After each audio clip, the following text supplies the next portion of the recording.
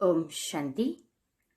आज 25 दिसंबर 2021 के प्यारे परमात्म महावाक्य।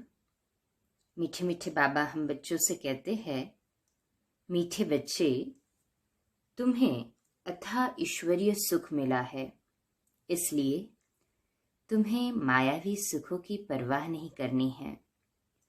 वह सुख काग विष्ठा समान है। कलयुगी दुनिया में माया का पंप बहुत है ना, तो अपने आप पर पूरा ध्यान दें कि वो मायावी दुनिया के मायावी सुख जो है, बाबा कहते हैं काग विष्ठा के समान है। और अभी तो हमें ईश्वरीय सुख मिल चुका है ना सभी को, कहे हाँ जी बाबा। तो उस स्थूल या यूं कहो कि मायावी सुखों की हमें परवाह नहीं करनी है। आज का प्रश्न है, बाप की सर्व बच्चों के प्रति एक ही आश है, वह कौन सी? बाबा उत्तर देते हैं, मेरे सब बच्चे अच्छी रीति पढ़कर तख्त नशीन बने अथवा बाप के कंधे पर चढ़े। बाबा देखते हैं कौन कितना अपनी खुशबू फैलाता है। बच्चे में कोई बदबू तो नहीं है, तो बच्चों को भी ऐसा पुरुषार्थ में लग जाना चाहिए। कभी भी कर्मेंद्रियों से कोई उल्टा काम नहीं करना चाहिए। Attention please. बाबा ने हमें कहा है कि बाबा की एक ही आश है कि हम बाबा के दिल तख्त नशीन बन जाए। तो वो कब बनेंगे? जब पढ़ाई पढ़कर तख्त नशीन बने, तभी तो बाबा के कंधे पर चढ़े। तो सभी ऐसे खुशबूदार फूल है ना, हाथ ऊपर करे जो समझते हैं हम खुशबूदार फूल है। अच्छा, आज का गीत है, बदल जाए दुनिया न बदलेंगे हम। ओम शांति। इस गीत का थोड़ा तात्पर्य बाप बतलाते हैं। इसमें कोई बदलने की बात ही नहीं है। बच्चे बाप को कह नहीं सकते कि हम आपके बच्चे नहीं हैं, परंतु कोई समय बदल जाएंगे। वैसे बच्चे कभी बाप से बदलते नहीं हैं। बच्चे तो है ही, परंतु कुटुंब से जुदा हो जाते हैं। अब यह तो है बेहद का बाप, कहते हैं मैं अपने परम धाम में रहता हूँ। जैसे तुम आत्माएं यहाँ आकर पाठ बजाती हो, गृहस्थी बनती हो, वैसे मुझे भी आकर गृहस्थी बनना पड़ता है।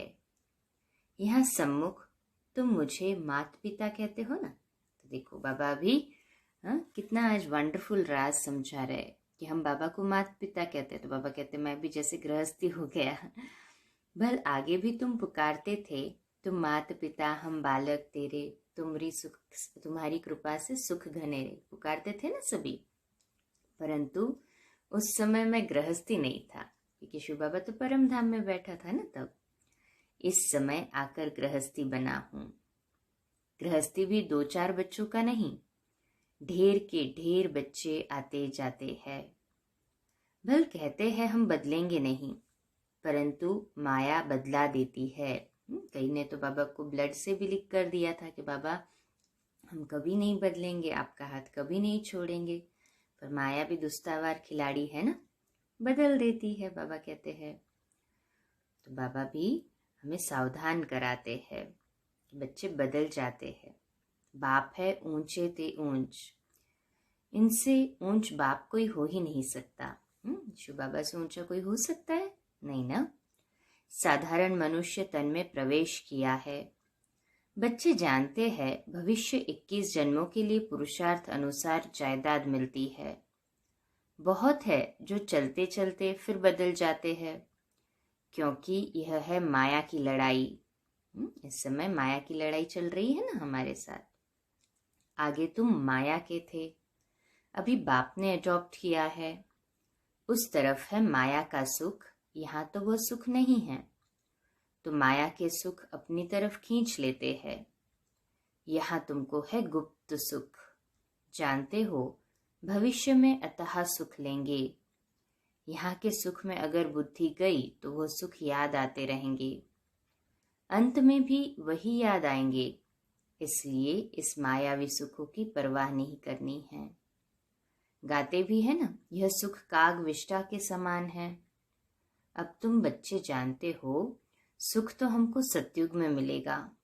वह सुख प्राप्त करने के लिए हम माता पिता के बने हैं।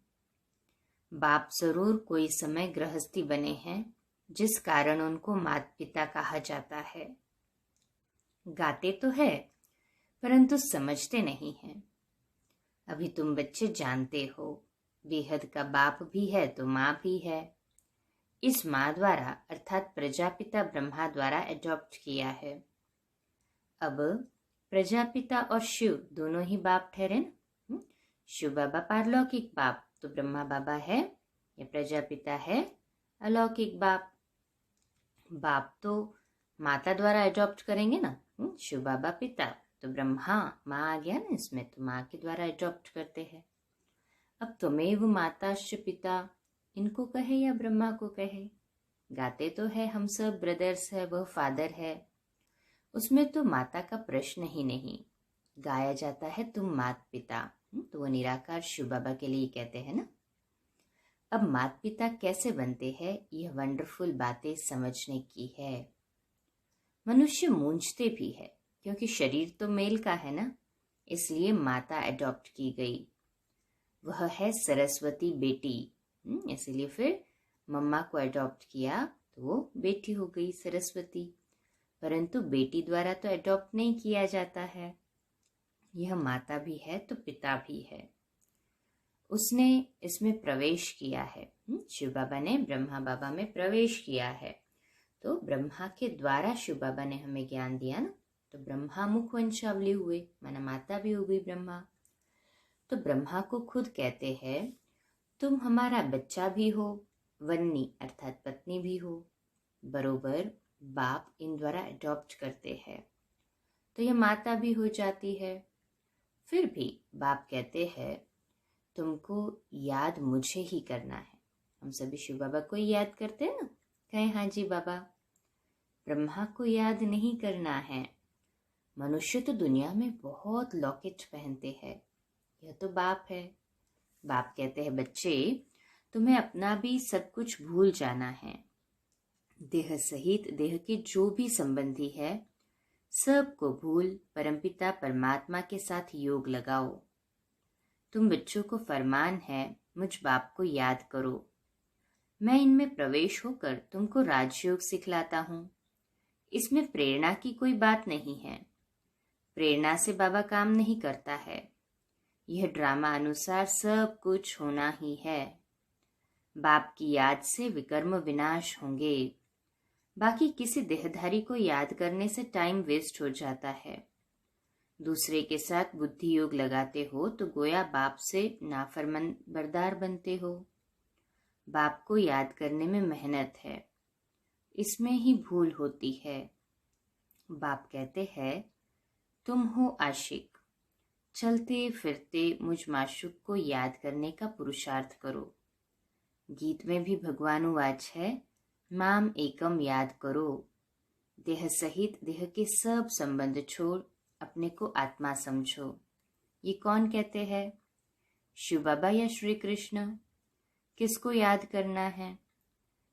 श्री कृष्ण तो संगम पर हो न सके। हाँ, कृष्ण की आत्मा जरूर है, वह भी सीखकर औरों को सिखाते हैं। यह है मुख्य पहला नंबर प्रिंस। इनके साथ और भी तो है ना, राधे भी साथ में है, परंतु फर्स्ट प्रिंस यह है। राधे तो फिर भी बाद में है, पहले इनका नाम है। यह कितनी गुह्य बातें है। इसलिए बाप कहते हैं मुख्य एक ही बात को उठाओ। गीता श्री कृष्ण ने नहीं गाई, कृष्ण को भगवान नहीं कह सकते। इस बात में ही सारी बात है जीतने की। एक बाप ही ब्राह्मण देवता क्षत्रिय यह 3 धर्म स्थापन करते हैं। तो हम भी तो नंबर 1 में आने के लिए पुरुषार्थ कर रहे हैं ना, सभी ब्राह्मण सु देवता बनने के लिए पुरुषार्थ कर रहे हैं ना, कहे हाँ जी बाबा। पहले डेटिज्म, फिर इस्लामिज्म, बुद्धिज्म, क्रिश्चियनिज्म, बस। और छोटे छोटे धर्म तो बहुत है, बाकी बाबा कहते और भी बहुत से छोटे छोटे धर्म हैं, ये मुख्य बाबा ने बताए। बाबा कहते हैं सदगति होती है गीता के भगवान द्वारा। सर्व का सदगति दाता तो बाप है ना। सर्व का जगत गुरु भी एक ही सदगुरु है। सदगुरु अर्थात सदगति करने वाला। यह सबको अच्छी तरह समझा सकते हो। जो बाबा की मुरली निकलती है, सब स्टूडेंट को हक है मुरली अच्छी तरह पढ़ने का। तो बाबा का बच्चा बनना माना मुरली पर पूरा अधिकार रखना है ना। सभी मुरली के अधिकारी, इसलिए तो बाबा कहते हैं बार बार सुनो और पढ़ो। जो समझते हैं मुरली के अधिकारी हाथ ऊपर करें। बाबा कहते हैं जिनको मुरली का शौक होगा वह 3-4 बारी मुरली जरूर पढ़ेंगे या सुनेंगे, है। मुरली जितना पढ़ेंगे सुनेंगे उतना अंदर उतरेगी। मुरली बिगर और कुछ सूझना ही नहीं चाहिए। भले काम कर रहे हो, हाथ से भोजन बना रहे हो, भोजन कर रहे हो, पर मुरली लगा दी, पॉजिटिविटी तो अंदर जाएगी ना। मुरली वापस अंदर एब्जॉर्ब होते जाएगी। तो जितना भी चांस मिले ना मुरली जरूर सुनते रहना है। बाबा कहते हैं मुरली की कोई 5-8 बारी अच्छी रीति स्टडी करे, पढ़े, सुने तो ब्राह्मणी से भी ऊंच जा सकते हैं। सबको अपनी उन्नति करनी है। वास्तव में ब्राह्मणियां हैं मोस्ट ओबीडियंट सर्वेंट। कोई के अच्छे खान पान तरफ बुद्धि गई तो मरते समय भी वह याद आ जाएगा ना। इस समय ही सर्विस लेते रहे तो खलास। अगर अभी भी हम किसी की सेवा ले रहे तो अपना ही पद भ्रष्ट कर रहे हैं ना। सर्विस पर रहने वाले सदैव ओबीडियंट होकर रहेंगे। जैसे जनक बच्ची है, कभी कोई काम से नहीं लेगी। कोई कोई को तो आदत पड़ जाती है, फिर बात मत पूछो। कपड़े धोने वाले न मिलने से बीमार हो पड़ते हैं। कहाँ जा नहीं सकते, इसमें जास्ती नवाबी चल न सके। सर्वेंट बन सर्विस करनी है। बाप भी सर्वेंट है ना। कहते हैं मैं ऊंचते ऊंच कितने साधारण तन में आया हूं। मैं कोई घोड़ा गाड़ी आदि नहीं मांगता हूं। यह तो फिर भी बाप है। वानप्रस्थ के बाद बच्चों का फर्ज होता है। बच्चों का फर्ज होता है ना फिर माता पिता की सेवा करना। तो बाबा भी कहते हैं वानप्रस्थ के बाद बच्चों का फर्ज होता है बाप की सेवा करना। तो हम सभी सेवाधारी है ना, करते हैं बाबा की सेवा। जो जो करते हैं हाथ ऊपर करें। तो बाबा भी कहते हैं शिव बाबा का रथ है, फिर भी बाबा कोई सेवा नहीं लेता है बच्चों से। ब्रह्मा बाबा अंत समय तक सेवा नहीं लेता था बच्चों से। बच्चों को अपनी पढ़ाई में पूरा ध्यान देना है। कायदे सिर पढ़ेंगे पढ़ाएंगे तो सतयुग में भी कायदे सिर राज्य करेंगे। सतयुग में बेकायदे कोई बात होती नहीं। हर एक बात में एक्यूरेट बनना है। हम विश्व के राजकुमार राजकुमारी बनते हैं तो मैनर्स यहाँ सीखते हैं। कृष्ण की कितनी महिमा है महाराज कुमार। बाप से भी कृष्ण का नाम जास्ती है। राधे कृष्ण के माँ बाप कोई इतने मार्क्स नहीं ले सकते हैं जितने राधे कृष्ण लेते हैं। ऊंची पढ़ाई यह पढ़ते हैं। सबसे जास्ती मार्क्स कृष्ण लेते हैं, परंतु जन्म तो फिर कहाँ लेना ही पड़ेगा ना। तो जिसके पास जन्म लिया उनका इतना मान नहीं होता है। पहले जरूर उनके माँ बाप जन्म लेते होंगे। फिर भी कृष्ण बच्चे का नाम बाला होता है। यह बातें बड़ी गुप्त है।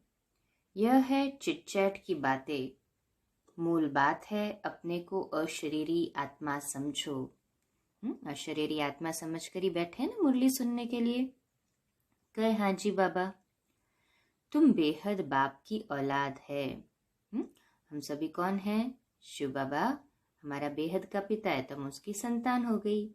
हाथ ऊपर करे, समझते हैं ना हम शिव बाबा की संतान हैं। हमको सर्वगुण संपन्न यहाँ बनना है। अभी कोई भी संपूर्ण नहीं बने हैं, सभी पुरुषार्थी है। इनकी रिजल्ट में बाबा देखते तो है ना। यह ब्रह्मा सबसे ऊंच जाएगा, इसलिए फॉलो फादर कहा जाता है। अंत तक फादर को ही फॉलो करना पड़े ड्रामा में जो कुछ होता है समझा जाता है यही राइट है। कोई भी बात में संशय नहीं आ सकता। मम्मा मरे तो भी हलवा खाना, अर्थात कोई भी शरीर छोड़े या कोई ऐसा लगे कि सिचुएशन अप एंड डाउन है, परंतु मुरली रूपी हलवा रोज खाना है। तुमको तो मनमना भव होकर रहना है, दुख की कोई बात ही नहीं। ड्रामा में जो नोंद होगी वही होता रहेगा। अनादि बना बनाया ड्रामा है, जो नोंद है वो होता रहेगा। बच्चों को काम है, बाबा क्या कहते हैं, बच्चों का क्या काम है? पुरुषार्थ कर अपना जीवन हीरे जैसा बनाना, डबल अंडरलाइन। सभी अपना जीवन हीरे जैसा बना रहे हैं ना पुरुषार्थ करके। कहें हाँ जी बाबा। कर्मेंद्रियों से कोई उल्टा काम नहीं करना है, ऐसे नहीं जो भाग्य में होगा। पुरुषार्थ तो करना है ना। बाबा को पूरा समाचार भी देना है। कोई सेंटर का तो बिल्कुल पता ही नहीं पड़ता है। कई सेंटर्स चलते हैं। कोई तो बिगड़ ब्राह्मणी भी गीता पाठशाला खोल सर्विस करते रहते हैं। नंबरवार तो है ना। जो अच्छी सर्विस करते हैं वही बाबा की दिल पर चढ़ते हैं, तख्त नशीन होते हैं। बाप तो चाहते हैं बच्चे अच्छी रीति पढ़कर बाप के कंधे पर चढ़ जाए। इम्तिहान तो एक ही है, परंतु मर्तबे की वैरायटी कितनी है। हर एक फूल अपनी अपनी खुशबू देते हैं। कोई तो एकदम बदबू वाले भी है। कई बच्चे कमाल करने वाले भी हैं ना। प्रेम है, मनोहर है, दीदी है, इनकी सब महिमा करते हैं। कोई का तो नाम भी नहीं लेते हैं। बाप को पतित से पावन बनाने में कितनी मेहनत करनी पड़ती है। बंदरों को मंदिर लायक बनाते हैं। सूर्यवंशी, चंद्रवंशी, राजा, प्रजा, गरीब, साहूकार सब बनते हैं ना। पुरुषार्थ कर ऊंच पद पाना है, नहीं तो जन्म जन्मांतर के लिए वही बन जाएंगे। फिर बहुत पछताना पड़ेगा। बाबा से हमने पूरा वर्षा नहीं लिया। टीचर गुरु भी कहेगा फॉलो करो। यह तो बाप टीचर गुरु एक ही है। Supreme father, supreme teacher, supreme गुरु भी है। वह निराकार ही नॉलेजफुल है, उनसे ही वर्षा मिलता है। सर्व का सद्गति दाता वह है जिसकी सब साधना करते हैं। साधु अर्थात साधना करने वाले फिर किसको मुक्ति दे कैसे सकते हैं? समझाने की युक्ति बड़ी अच्छी चाहिए। प्रदर्शनी का उद्घाटन करने वाले भी कुछ समझे हुए होने चाहिए, जो कह सके कि यह प्रदर्शनी मनुष्य को हीरे जैसा बनाने वाली है। यह प्रदर्शनी परमपिता परमात्मा के डायरेक्शन से बनाई हुई है। उद्घाटन ऐसे से कराना चाहिए जो कुछ समझा भी सके। एक दिन बड़े भी आकर तुम्हारे पास समझेंगे, सन्यासी आदि भी आएंगे, उस ड्रेस में बैठ समझेंगे। अभी तो देखते थे ना प्रैक्टिकल में, कॉन्फ्रेंसेस में सन्यासी आके उन्हीं ड्रेस में सुनते हैं, समझते हैं। फिर कई तो ऐसे होते हैं कि निश्चय से फिर बाहर जाके सुनाते भी है। तो अब बाबा डायरेक्शन देते हैं, मन मना भव। बाप को याद करो तो पावन बनेंगे, है ना सभी बाबा की याद में। कहें हाँ जी बाबा। विनाश भी सामने खड़ा है। बाप कहते हैं मैं कितना बड़ा गृहस्थी बना हूं। जैसे बाबा स्टार्टिंग की थी मुरली की, बाबा ने गृहस्थी से, बाबा वापस वहीं पर आ गए। तो बाप क्या कहते हैं, मैं कितना बड़ा गृहस्थी बना हूं। सबसे बड़े ते बड़ा गृहस्थी धर्म है पालन। हाँ, बाबा कहते सबसे बड़े ते बड़ा गृहस्थ धर्म मैं पालन करता हूँ। सभी आत्माएं बाबा के बच्चे ही तो है ना, तो सभी की तो बाबा सुनता है। तो सबसे बड़ा गृहस्थी तो बाबा कहते मैं हूँ। ड्रामा में मेरा पार्ट ही ऐसा है। बच्चों को ऊंच पद पाने में मेहनत करनी चाहिए। पुरुषार्थ कर माँ बाप की गद्दी नशीन बनना चाहिए। शिव बाबा के हम बच्चे हैं, अंदर में यह नशा रहना चाहिए। हम बाबा से कम थोड़ी ही जाएंगे। ऊंचा पुरुषार्थ करेंगे तो ऊंचा पद पाएंगे। तो सभी ऐसे श्रेष्ठ पुरुषार्थी है ना। कहें हाँ जी बाबा। अच्छा, मीठे मीठे सिकिलते बच्चों प्रति माता पिता बाप दादा का याद प्यार और गुड मॉर्निंग। रूहानी बाप की रूहानी बच्चों को नमस्ते। हम रूहानी बच्चों की रूहानी माता पिता बाप दादा को याद प्यार, गुड मॉर्निंग और नमस्ते। वाह बाबा वाह, शुक्रिया बाबा शुक्रिया। धारणा के लिए मुख्य सार है, पहली पॉइंट, बाप समान सच्चा सेवाधारी बनना है, किसी से भी सेवा नहीं लेनी है। ओबीडियंट अर्थात आज्ञाकारी होकर रहना है। बाबा की श्रीमत माना हमारे लिए आज्ञाएं, जो श्रीमत पर चलता जाता है कदम पर कदम रखकर, तो सभी क्या हो गए, आज्ञाकारी बच्चे हो गए। तो हम सभी आज्ञाकारी है ना बाबा के, क्या है? हाँ जी बाबा। दूसरी पॉइंट है, ड्रामा में जो भी सीन चलती है वही राइट है, उसमें संशय नहीं उठाना है। अपने जीवन को हीरे जैसा बनाने का पुरुषार्थ करना है। सभी हीरे जैसी जीवन बनाने के लिए श्रेष्ठ पुरुषार्थ कर रहे हैं ना। देखो अंत समय में तो टाइम भी नहीं होगा, फिर पछतावा होगा। तो एटलीस्ट अभी जो मार्जिन मिला है पुरुषार्थ का, तो कितना दिल और जिगर से, सिक और प्रेम से पुरुषार्थ करना चाहिए ना। बाबा की मुरली सुनते, बाबा की याद में रहते, जैसे खुशी में रोमांच खड़े हो जाने चाहिए। भाई दुनिया जिसको ढूंढ रही है, दुनिया में कितना दुख, कितनी अशांति, कितनी तकलीफ है, भगवान को कहाँ कहाँ ढूंढ रहे हैं, जप तप कर्मकांड कितना कुछ कर रहे हैं, और हमें तो भगवान ने स्वयं ढूंढकर अपना बना लिया। कितना भी उसका धन्यवाद करे, कितना भी उसके लिए तन मन धन न्यौछावर कर दे, कम ही पड़ेगा ना। ये नशा चढ़ना चाहिए। चढ़ा सभी को नशा? कहीं हाँ जी बाबा। आज का मीठा वरदान है, इस पुरानी दुनिया को विदेश समझ, इससे उपराम रहने वाले स्वदेशी भव। जैसे कई लोग विदेश की चीजों को टच भी नहीं करते, समझते हैं अपने देश की चीज का प्रयोग करें। ऐसे आप लोगों के लिए यह पुरानी दुनिया ही विदेश है। इससे उपराम रहो, अर्थात पुरानी दुनिया की जो चीजें हैं, स्वभाव संस्कार है, उनकी तरफ जरा भी आकर्षित न हो।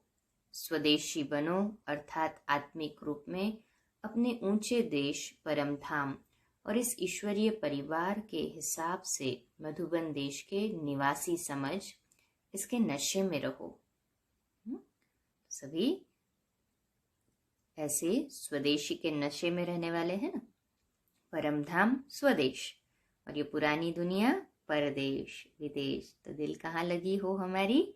स्वदेश में, परम धाम में और मधुबन में। अगर ब्राह्मण जन्म के हिसाब से सोचे तो मधुबन भी है, मधुबन निवासी हो गए सभी। और बेहद में देखे तो परम धाम निवासी है सभी। आज का स्लोगन है, झमेलों में फंसने के बजाय सदा मिलन मेले में रहो। झमेलों में फंसने के बजाय सदा मिलन मेले में रहो। सभी मिलन मेले में है ना। देखो मिलन मेले में रहेंगे ना तो ऑटोमेटिकली झमेले छूट जाएंगे, फिर मेहनत भी नहीं करनी पड़ेगी झमेले को छोड़ने की, क्योंकि बाबा की याद में है, मिलन मेले में है, तो बातें आएंगी और साइड सीन होकर चले भी जाएंगी, पत्ता भी नहीं चलेगा, हमें इतने रिलैक्स रहेंगे। आज का हमारा स्वमान है लिखने के लिए और अभ्यास करने के लिए, मैं स्वदेशी हूँ। स्वदेशी माना यहाँ पर ब्राह्मण जीवन में मधुबन निवासी। देखो मधुबन में है ना हम, तो बाबा मधुबन निवासी बनाकर आप सबको याद प्यार पहुंचा रहे हैं। तो मैं स्वदेशी हूँ, इस स्वमान का लिखकर अभ्यास करेंगे। अच्छा, कम बोलो, धीरे बोलो, मीठा बोलो, सत्य बोलो, सोच समझकर बोलो। निमित्त भाव, निर्माण भाव, निर्मल वाणी। ओम शांति।